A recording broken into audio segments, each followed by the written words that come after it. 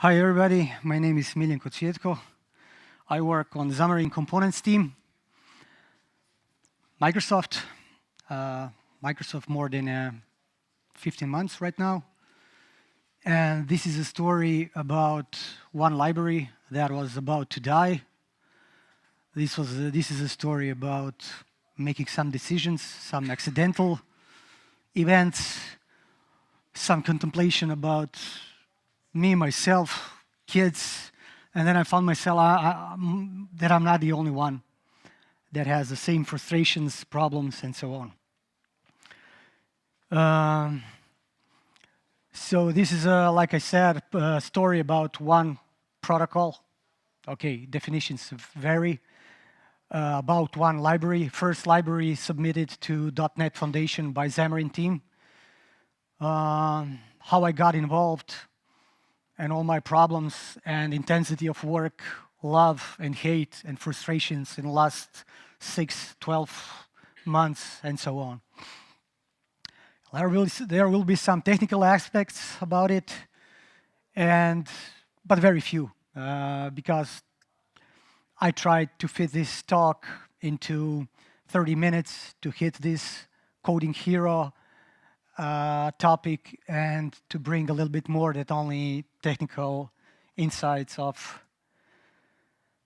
OAuth protocol. So Google is to blame. Why? In August 2016, they decided to change something, how we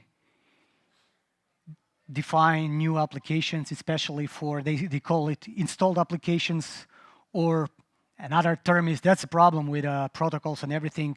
You have standards, but you have then 1,000 wording for that. Installed or public applications. Xamarin does mostly mobile, not only, but mostly mobile. And this was one of our libraries that was implementing OAuth protocol. And this decision by Google raised a lot of problems, discussions, and everything in last more than 1 year right now. In 2016, so in October 2016, Google stopped supporting newly created clients and applications on their console, which were not according to this newly defined OAuth flow. It is not newly, but very few libraries had that implemented. In April this year, so 20th of April, everything was blocked. They said this is because of usability and user experience. I say that's not true, or my ass. Everything got a lot more complicated. Problems for cross-platform development. On Google Console, when you implement the new application for mobile, you have only options for Android and iOS. You have to do some tricks for Windows platforms and so on. Then there is another definition. What about desktop applications? They are also public applications. You have your app ID and secret stored in your application. Everybody can access it. The same on a mobile phone. But this was supplied only for mobile platforms. And we had a library that was implementing OAuth and was not prepared for that. Yeah, Google decided that because of security. So if you know how OAuth works, I will explain that later. You actually open up a web view and you enter, it's like a sign in with Google, sign in with Facebook, sign in with Twitter, LinkedIn. And it opens up browser, and you go through a set of redirects and URL parameters and data. You get your access token, refresh tokens, and everything you need to work further with as an authorized or authenticated user. What is the problem with web views? Web views have very wide API. So it means very wide API surface. You can delete cookies, you can do a lot of, you can sniff URLs, you can get redirects, you can get tokens, you can get codes, and everything. So Google decided to stop that, and they said right now you have to go outside of your application, open up native browser, and on iOS this is a Safari web browser, and this is easy. It's only one, and it's always there. On Android, because of fragmentation, it can be anything. It can be nothing. You need to search through packages and everything. So the idea is good. So to raise security and everything, but the problems behind were really big. One huge problem was actually one advanced programming mobile technique was introduced called app linking, deep linking, or on Windows platform is called more like link activation. You have custom schema. You don't have HTTP, HTTPS. This is reserved for browsers. You have your own. And this is easy, but people do not. I mean, when I was working in February, March, Google did not have their documentation, official documentation refreshed for that, how you do what is actually your custom schema. During the course of months till summer, they updated it, they generate it for you. You have several ways for Android, 2 ways for Android, and 1 way for iOS. The problem is here with custom schemas, with app linking, deep linking, that most of developers, or one bigger part, especially on Xamarin, because you have influx, huge influx of .NET developers working on Windows, on XAML, that don't know a lot about Android specific programming, iOS specific programming, and they don't know how to implement app linking on those platforms. And this was hell for me. I was literally leading 50 to 80 people hand by hand what to do with their class, everything, to implement this OAuth flow. OAuth itself, let's say it's really broad, has several definitions. You'll see in several documents, in several books. It is authorization, authentication, or delegation protocol, doesn't matter. You have set of HTTP or HTTPS requests with query parameters and data, and sometimes you have only one request and response for implicit flow. Sometimes you have 2. Parameters vary, and when definitions vary, then you can imagine what happens with implementations. State parameter, for example, is a recommendation by standard. For Facebook, it is required. The other, okay, because it's recommendation, it is not required. So you have a lot of problems with parsing. So our library grew through the time with a bunch of ifs, everything, and it was really hell to get into, to find every spot where you can change something. Library was not ready for handling hosts like a local host or something like that. The first versions actually worked almost like a web server application. So it's called secured application, where you have a client ID and client secret stored in your application, and you use simply one web application which will be opened in your browser, so you can parse redirect URL from URL. And this is really problematic to change everything to step by step. I didn't want to be like Apple or Microsoft and just say, okay, this library is dead. I tried to retain all the API and to fit in with the minimal code changes to the outside. I made one big mistake, a few smaller ones, but it worked at that point. People only needed one cast at that point in March 2017. Those flows depend on a grant type, authorization, tokens, and everything. Let's not too deep into those details, because for user, and this is good, is everything is wrapped into the library API. I will show you later how it looks like. And one of my smaller mistakes is my personal cross-platform obsession and stupidity that I was adding the other platforms. Nobody asked. I mean, people were asking, but only few requests, like Windows Phone, WinRT, UWP, and so on. We had Android and iOS, but I added the other platforms too. I wanted to add as much as possible platforms at that point, and I'm still working on few new desktops and everything. I'm needing that. I need that mostly because of unit testing and UI testing easier and so on.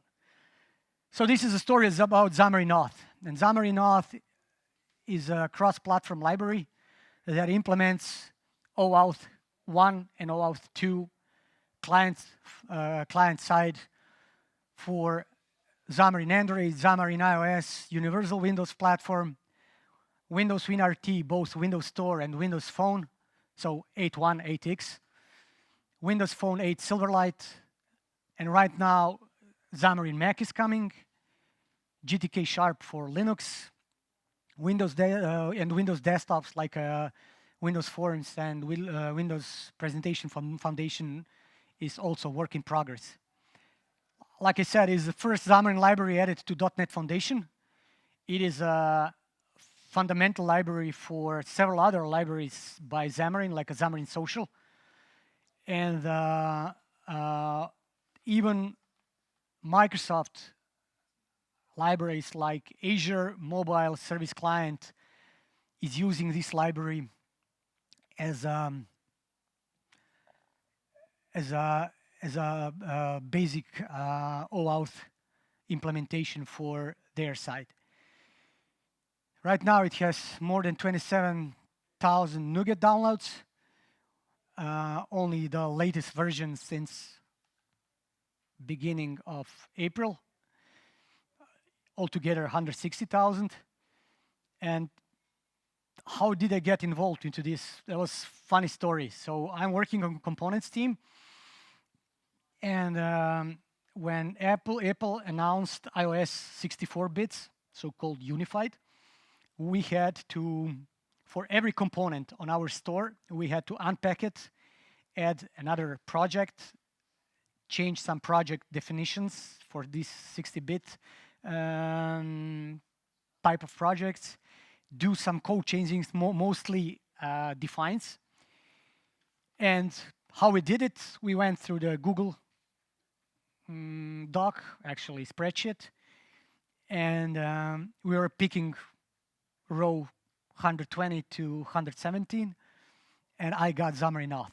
Since then, that was fall 2014, I was listed as Xamarin Auth maintainer, and I only used it. I never wanted to be OAuth expert. I never wanted to maintain that library, but I got it. So after Google announcement in September 2016, limits of my in-depth personal knowledge about OAuth was zero, nothing. I started reading. Code was written in 2013, 2012, first lines, and it had only 2 flows, and really only those prepared for actually server side. List of features was huge, so desired features by community and team members and everything, and bugs too, where some bugs were actually features because of these implementations. You need either to be more restrictive with your API or be more or less restrictive depending on the situation. At the beginning, I had one team member that was intended, he wanted to help me, but later on he was pulled onto other projects, and I was really scared. I didn't know what to do. I was thinking, reading about it, what to say, my reporting boss. I didn't have obligations to work on that, and for me it was kind of pity to leave this library used by a lot of people at that point in fall 2016 just to die off because we cannot. In February 2017, I called for, we have internal Slack channels in Xamarin. I called for several experts from Xamarin University to help me out because they have lesson on Xamarin Auth. I was just seeing people leaving the channel. Nobody could answer. Nobody wanted to answer. I don't know. They didn't have time. So I said, okay, now it's time to fight alone with this library and everything. So I came up with solution. This is a code how it looks on the client side for user. You have, let's say, for Facebook. Those bold stuff is new one. And here is important, is using native UI. It means if this is set, we are using Chrome custom tabs or Android or on Android browser, system browser that is able to handle custom tabs. Samsung has its own implementation. There are other Android vendors that have their own, but main one is Chrome. The other one is actually URI type with a custom schema. And if I forget, just remind me when we go to the next slide. This custom schema here is for Facebook. It's an interesting story how we found that out. You have events for .NET developers. Everything is known. You can subscribe to when your authentication is finished. You can get your tokens out and everything. You can get your errors and so on. And in this authenticator get UI, you actually get your UI presented. If you're using WebView, you will get WebView. This is forbidden by Google. Right now, you will get an error. And if you have set true, you will get actually Safari browser or Chrome.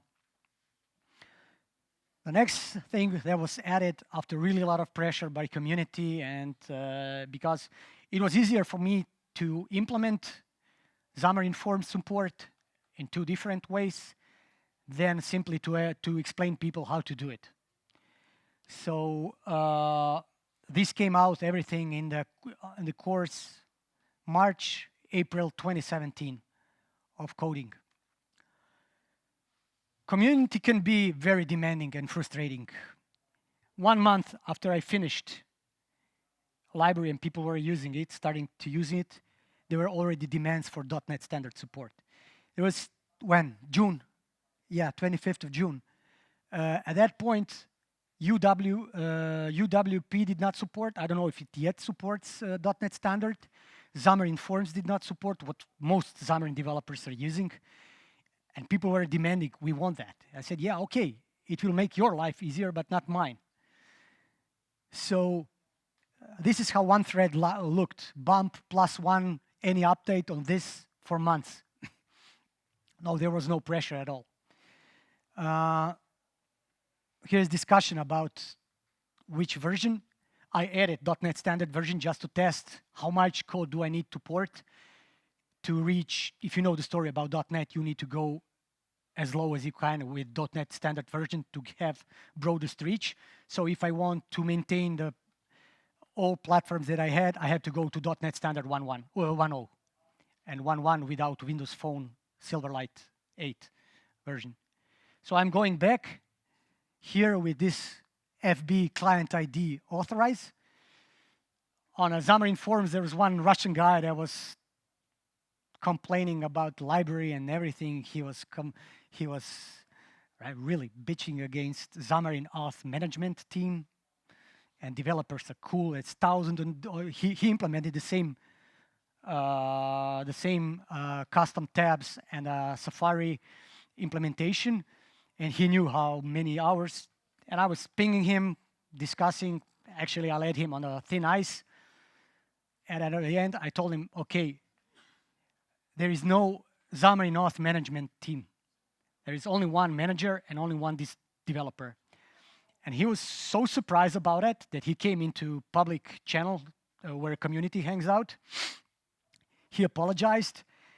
He checked a really short history of discussions in the channel. he saw that some people are looking for Facebook implementation for native UI, and he really did dig into Java, Android, Facebook SDK code, and he found this form of. I have read it, but I didn't have proof that this is really so. Later on, I found it in iOS, so we were sure this is actually how Facebook handles their native SDK made by Facebook. And this is what we implemented in our samples and in Xamarin Auth as a. So you can see how community can be demanding and frustrating, but at the end, people realize that they were not just and correct, and they then help out. And really, he really helped me to save several hours or several days searching for and looking for those URLs. On the other side, when people implement that, you have really grateful and thankful community. This is few from community Slack. The most, for me, the biggest one was by one guy from, I think he's Taiwanese company that works with, they are writing Xamarin mobile applications for Stanford University. He told me that in that channel, one of the people in the channel is Stanford University IT head, and that they had internal bet that I will not implement this functionality until 20th of April 2017. It was something mid-March. And first version was 1.4 with this unfortunate refactoring where people had to do one cast, but it worked. And the next version was like 2 weeks later. I refactored everything one more time, and they didn't have to change APIs from legacy older versions of Xamarin Auth. He told me that he won the bet because he was tracking my GitHub commits, and he realized somewhere beginning or end of March that I will hit the 20th of April timeline, and it happened.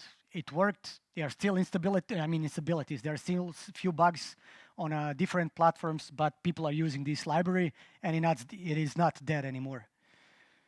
So when I'm thinking about that, I'm considering myself average developer. Today we have a discussion like every month. There is questions and answers where you can ask division heads like a Scott Guthrie or even Satya.